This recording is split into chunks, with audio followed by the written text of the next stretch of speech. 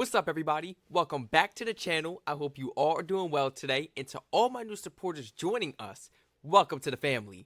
Everybody, please feel free to like, comment, subscribe, and turn all post notifications on so you don't miss another one of these reaction videos. Now, let's jump right into it, man. I'm not going on one of my big rants today, man. I'm not wasting no time. Today, I will be reacting to Canada's World War III plan. My goodness, here we go. The title is already crazy enough, man. This title was ridiculous. We ain't even getting to World War III yet. Our president has been sparking a lot of controversy lately, so it might be coming soon. Whoa, knock on wood. How dare I say something so cruel like that? I hope World War III is not coming anytime sooner or ever in history, okay? We're going to pray for that to never happen. We don't need to deal with that, man, and we don't know how crazy that might get. So let's jump right into this. I'm curious to learn about Canada's plan towards World War III. Oh my goodness. Canada is not prepared for World War III. It's not even prepared to defend itself or its allies in a much smaller... How you gonna start the video off like that? How you gonna start off like that? I thought Canada was ready. That was the whole purpose of watching this video. Does Canada have a plan? Canada is not prepared for World War III. It's not even prepared to defend itself or its allies in a much smaller conflict. Canada's military is in a state of disaster. According to an old Canadian proverb that we just made up, the mouse that lives on the moose's antlers need not fear predators. This perfectly sums up Canada's historical position in the post-Cold War environment. Canada is widely known as America's friendly northern neighbor, and if European powers are admitting to have criminally underfunded their... Oh man, we not so friendly no more. How old is this video? How old is this video? I didn't check the date. Oh man. Because if anything, we might be going against each other in World War III. Oh, this isn't funny. Oh my goodness, this ain't funny. Defense capabilities and over-relied on the U.S. in the post-Cold War peace dividend, Canada has at least never pretended to do anything but. It's difficult to take defense spending seriously when you're 2 oceans away from a potential conflict and you happen to be sitting right on top of the greatest military superpower on the planet. But the war in Ukraine has proven that the United States can no longer do it all alone. For decades, the U.S. has had a national policy of maintaining the capability to fight 2 high-intensity conflicts simultaneously. This is no longer the case, and while the U.S. is a match for any nation on Earth, a fight against China would stress its ability to provide peacekeeping forces elsewhere in the world. This is where America's allies and friends are supposed to come into play, but Canada is nowhere near prepared to offer much more than moral support. Don't take it from us, though. Justin Trudeau recently admitted at a NATO meeting that Canada would never meet a spending goal of 2% of GDP on its armed forces. Currently, it spends about 1.29% of GDP, making it one of the worst offenders relative to the size of its economy in all of NATO. Well, that makes me feel better. I mean, don't underestimate them, though. I don't care about the numbers. Don't underestimate the Canadians, okay? Oh. Recent polls in the aftermath of Russia's invasion of Ukraine showed that only 34% of Canadians would ever consider an increase in defense spending. In the mid-2010s, the U.S. revealed that Canada could not keep up its end of the commitment to NORAD's North American Aerospace Defense Mission. Canadian jets were not at a suitable readiness level, and its pilot corps was experiencing manpower difficulties. To top it all off, both working military jets and infrastructure was all aging, with the bulk of Canada's air power being over 4 decades old. Fast forward to 2023, and not much has changed. 4 decades? Oh man, y'all gotta upgrade a few things. Some new jets, fighter jets, of course. Weapons. Now the artillery's probably fine. Maybe not. I'm not a know-it-all. Maybe not.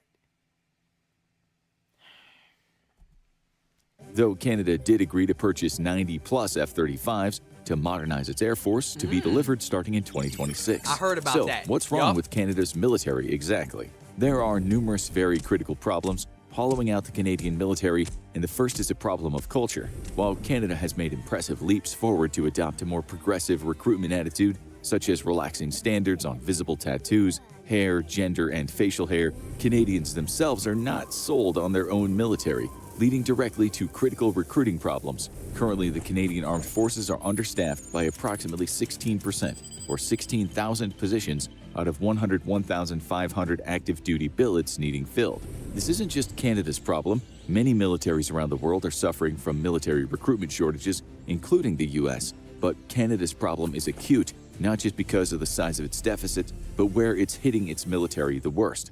The Canadian Armed Forces are experiencing a shortage of personnel right where it needs it the most. Not in the grunts or the low-ranking positions, or even its senior officer corps, but what would be called the middle management in the civilian world. This is junior officers and veteran non-commissioned officers, the very backbone of a modern military. These are the personnel who see to the day-to-day organization and running of a unit, ensuring standards in conduct, training, and competency are being met. Just ask Russia what happens when your military is made up of a lot of senior officers with even more enlisted grunts and very little in between the two.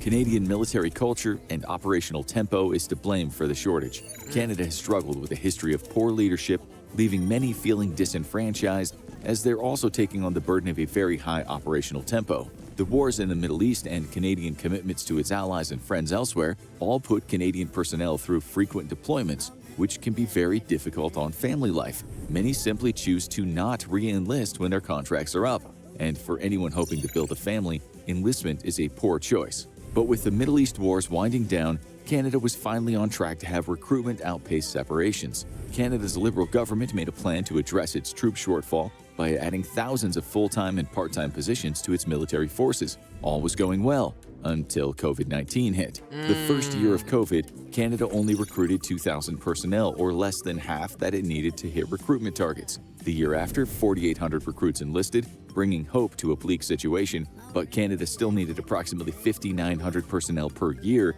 and numbers once more began to shrink. Today, approximately 1 in 10 of every position in the Canadian military is unfilled, which technically puts the entire Canadian military within range of the U.S. military's own doctrine, which considers any unit suffering more than 10% casualties as combat ineffective. Oh man, no. Let's be honest though, most people only join the military now. You don't really hear about too many people, should I say, that have a true love and passion for the military, unless it's passed down in the family, like, great-grandfather, great-grandfather, your grandfather, your father. It has to be a tradition within the family, or you could have a love for it, a genuine love for the military without your family members being veterans. That is true. But most people are joining the military now for the quick benefits, because most people want to have families and enjoy their freedom in life. They sign that contract for about 2-3 years, maybe 4, and they get up out of there. They just want the benefits. You ain't got to pay no taxes, no housing taxes. Are you crazy? Man, you got veteran hospitals specifically for vets. It's just the benefits are well, but nobody want to stay in the military. Don't nobody want to stay in the military, man. I know so many people in the military right now just used it for the benefits. That's their plan after high school. Look, I'm going to join the military, right? I'm going to do it for like 2-3 years, then I'm going to leave. Now I got my benefits. I got this, I got that, I got that. You see? And then it's like, okay, they don't really think about what their career is going to be once they leave the military. They're just kind of focused on the benefits that come with the military. They are set on those benefits, and once their time is up, they are not re-enlisting. You can forget about it. They're out of there the first chance they get. Matter of fact, you better hope they don't get hurt, because they go try to get out of there sooner. Yes, after basic training, most people don't even want to stay. But in the back of your head, you got the benefits. You got a 401k, health care, no housing taxes, like little things like that. Not little things. Those are actually big things, great benefits. The military serves great benefits, but do those people want to serve? No. So yeah, numbers are dropping. And I'm guilty. Well, the military was never my passion. I was just talking just to talk in high school. Yeah, I want to be in the Air Force. I want to be a fighter jet. Stop it. I was talking that nonsense all through high school, telling my major and sergeant I wanted to be in the military. I wanted to be a pilot. Come on now. I knew I was lying to myself. I was lying. I didn't really want it. I wanted to fly the jets, but I didn't want to go through the training. I didn't want to have to study hard. My sergeant was a pilot. I didn't want to have to study hard or nothing. I wasn't ready for that. I wasn't interested. I was just in ROTC. That was it. my interest didn't go further than that. My interest has always been in YouTube. Now I'm in tech school for electrical, learning a hand skill, learning a trade. The military not for me. I got locks in my head and everything. Nah. Trouble with Canada's recruitment efforts are twofold. First, the nation is still dealing with a sexual assault crisis within its military, with a staggering 1 in 13 women in the Canadian Armed Forces having reported sexual assault while serving in uniform. For Canada, the problem extends to its Canadian cadet organizations, with 1 in 10 of all reported sexual assaults coming from young cadets. The Canadian government has aggressively worked to address the problem, but that doesn't help its culture image. Many potential new recruits have a very negative view of the Canadian military, and women specifically feel disincentivized to join what has come to be seen as a potentially dangerous and abusive institution. Yup. Culture overall, though, is another problem for the Canadian military, because Canadians simply don't think much about their military. Just across their southern border, Americans worship their military at a deeply uncomfortable, near fetishistic level. However, Canadians criminally neglect their military, and the Canadian Armed Forces have done little to rectify the situation. The U.S. military knows that it relies on volunteers to build a professional force, and thus regularly engages with its local communities and the nation at large. Very the true. Canadian military is starting to pick up the pace, but is largely absent in cultural impact on its own citizens. This, combined with the Canadians' natural tendency to feel they aren't just a world away from potential problems, but are best friends with the toughest kid on the block, means that they have little reason to care about the military, not just hurting its recruitment efforts, but also its budgeting. In 1924, Senator Raoul Dandurand noted, "Canada is a fireproof house far removed from inflammable materials. With an abundant wealth of natural resources and friendly neighbors to the south, Canadians have little reason to care about their military and would rather..." Stop saying that, man. Stop saying that. We are not that powerful. We may be the bad guys. Look, we may be the bad guys now. The bad kids on the block, should I say. Just like how he said. But stop thinking we're the strongest. No, man. We can't do it alone. We need focus y'all, on man. internal We really matters do. such as healthcare, the economy, and education. This laid-back attitude even extends to their public servants, who lack much exposure to education on geopolitics and especially war. The Canadian Forces College, for instance, only educates 10 senior government officials a year in its national security program, who then promptly return to careers that have little to do with their recently acquired education. Perhaps there was a time when Canada's isolationism was well-earned, but that time has long come and gone. And now Canada's closest allies have taken note and simply chosen to ignore it. Despite being a major Pacific power, Canada was completely sidelined with the AUKUS deal, meant to strengthen Pacific defense and deter Chinese aggression. Canada was simply seen as a non-player by the 3 other countries, and this served as a major wake-up call to many Canadian politicians. But that doesn't mean that things have changed, because despite the rise of a Chinese threat in the Pacific and Russia's invasion of Ukraine, Canada's military is in no way headed in the right direction. Quite the opposite, in fact. Before we go on, though, it's important to note that the Canadian military still retains some significant strengths. Its special forces, for example, are top-notch and have operated around the world in support of NATO and US-led operations. Canada has even taken the lead on numerous global operations, proving it has the leadership ability to carry out joint force operations. In fact, many would say that Canada has been overcompensating for its weaknesses by aggressively deploying its special forces and support forces globally. But this too has put a significant strain on these personnel and their equipment. The rest of the Canadian military, however, is in a sorry state. Canada operates 12 frigates, which make up the bulk of its naval power, but these ships are all hovering around 25 years old. Of these 12, only 5 are currently seaworthy, with 7 undergoing repairs and refit. Only but this 5? isn't even Canada's biggest naval problem, because even if all these ships were available for operation, they'd be useless without piggybacking along with U.S. Navy capabilities for one key reason. Canada only has one dedicated naval replenishment ship. And to make matters worse, this ship is not considered survivable in hostile waters due to a lack of advanced radar or even a self-defense system to protect from missile or small boat attack. The Canadian military has recently been given a shot in the arm to procure new equipment, but these funds aren't quite enough, and even more importantly, Canada's personnel problems once more create difficulties for the nation. Why hasn't anybody tried to invade Canada and take the goods? Defeat the military and take their goods and take over. Is it because they know that Canada has help, or it's not even worth it? It's just not even worth the fight. With a critical shortage of trained procurement personnel, Canada has 30% of these positions unfilled. The lack of procurement personnel means that Canada is currently sitting on billions of pledged but unspent money meant to purchase new military equipment, forcing the military to operate older and older equipment that becomes progressively more expensive to maintain.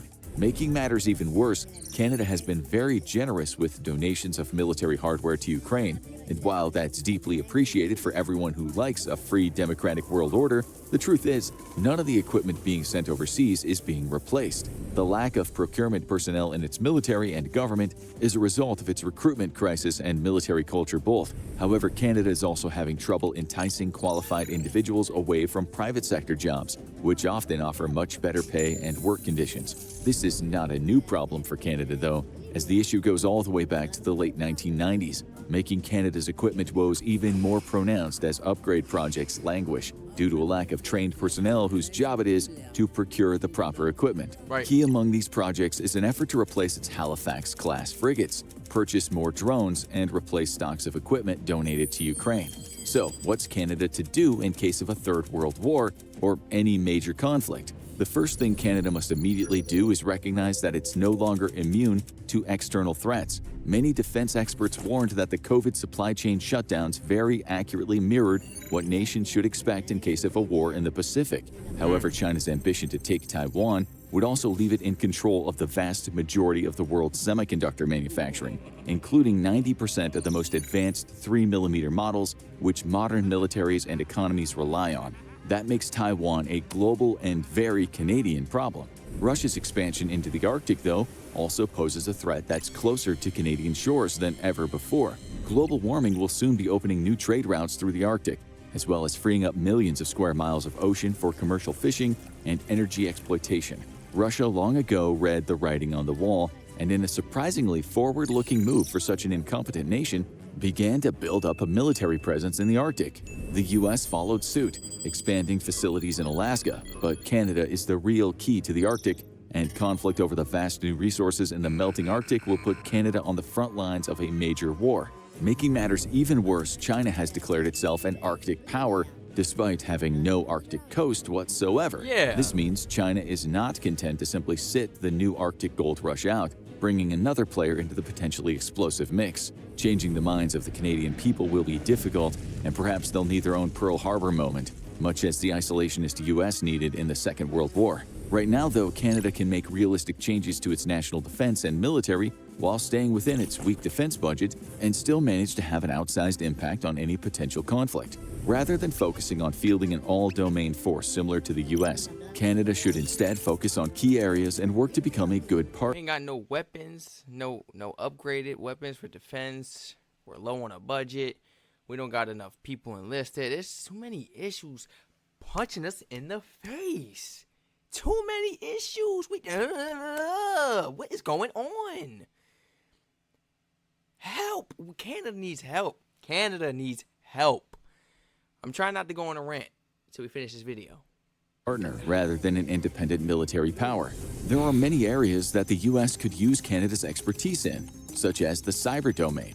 Canada's technology workforce outpaced the U.S.'s in growth rate in 2022, and the nation has 5 of the top 50 ranked universities for computer science and information systems. The There we nation go. boasts a strong cybersecurity private sector, which should be roped into a national strategy. Yup. The cyber domain is a good way to field a strong force multiplier at a low cost, and Canada has already taken significant steps in this warfighting domain.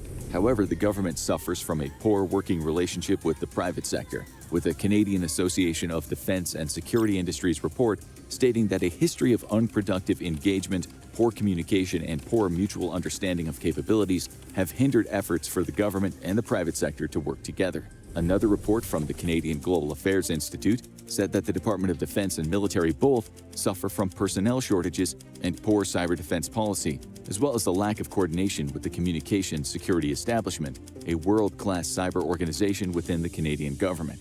Canada should learn key lessons from its southern ally, the United States, which has a strong relationship with the private sector. America's ability to engage its civilians with its military would also be of benefit to Canada to help stem the recruitment crisis it's currently undergoing. They ain't engaging Another nobody. area that Canada could focus on to be a significant Don't let them lie. America ain't engaging nobody to join. You see him running around the stores and everything trying to recruit people. It ain't happening. Partner Nobody in going. any future conflict is in resource security. If the Canadian military isn't up to the task of sustained combat operations, then the nation can at least act as a reservoir of critical materials needed for a long-duration war by its allies. Canada has the fourth largest oil reserves in the world, as well as one of the largest deposits of rare earth minerals, estimated at 15.1 million tons. Currently, China produces 61% of all rare earth minerals, meaning that in the case of a war in the Pacific, Allied forces will need Canada's supply to replenish high-tech equipment lost in combat and offset the loss of China's exports. As the world's fourth largest oil producer and fifth largest natural gas producer, Canada doesn't have to be a strong military power to support its partners. It can help instead fuel its allies to victory. But Canadians may not see it that way or even be able to meet the need. When Europe was cutting itself off of Russian gas, German Chancellor Olaf Scholz and EU Commission President Ursula von der Leyen both traveled to Canada in hopes of securing Canadian energy. President Trudeau, though, refused their request, stating that there has been, quote, never a strong business case for Canada to export gas to Europe. This brought no small amount of outrage from Canadian businesses and Europeans alike, and in March 2022, the nation also failed to ease Europe's pain by increasing oil production to 200,000 barrels a day. But Canadian isolationist attitude isn't the only thing to blame. The nation simply lacks the infrastructure to do much on the world stage. With no liquefied natural gas terminals on either its Atlantic or Pacific coast, Canada can only export gas to its current trading partner, the U.S. Its lack of new oil platforms and pipelines also means the nation is largely incapable of ramping up production during global shortages. If there is a silver lining, though, it's Canada's willingness to tackle a Chinese monopoly on rare earth minerals. The nation has entered multiple strategic partnerships with the U.S., the EU, and Japan to work on expanding its ability to mine, secure supply chains, and counter a Chinese monopoly. The nation has also forced Chinese companies to sell their stakes in Canadian mining companies and, under its Canadian critical mineral strategy, aim to improve the production and processing of rare earths. With the population largely uninterested in either its military or increasing spending, Canada's best recourse for a troubled future is to simply act as the best support available. Taking a cue from League of Legends, Canada is better served supporting its attack damage carry than trying to lead on its own. Though this too seems like it'll be a hard sell for a Canadian population enjoying U.S. military supremacy to an even more criminal level than Europe ever did. Now go check out France's World War III plan, or click. Now what? I don't want to check out Francis. Wait, everybody got a plan.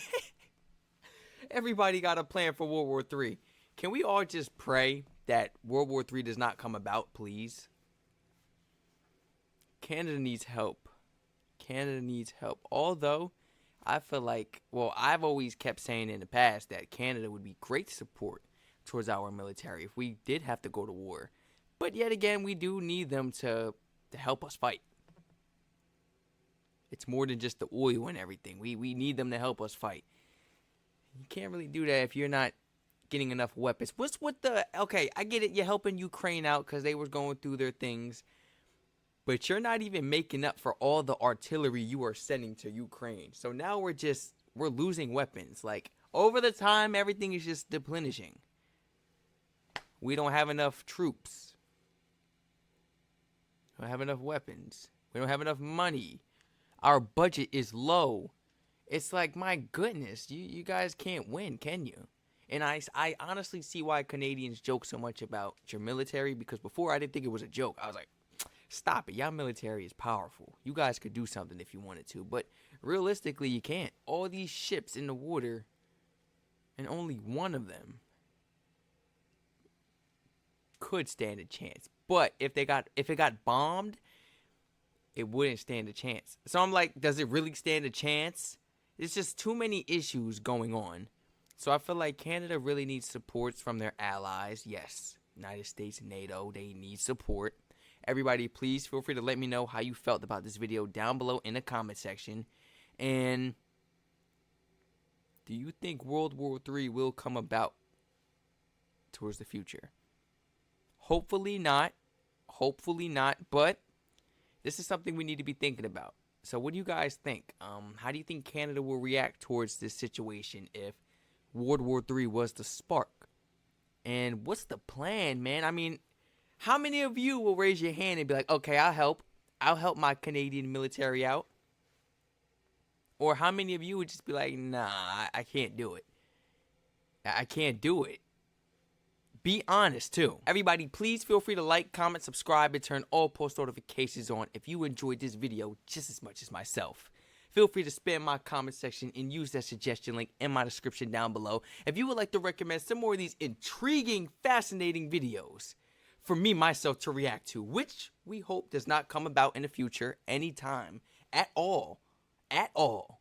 Everybody, feel free to share this video and this channel to your friends and family members, whoever you feel may be interested in joining the family along on a daily basis to watch some of these educational videos. Once again, everybody stay safe.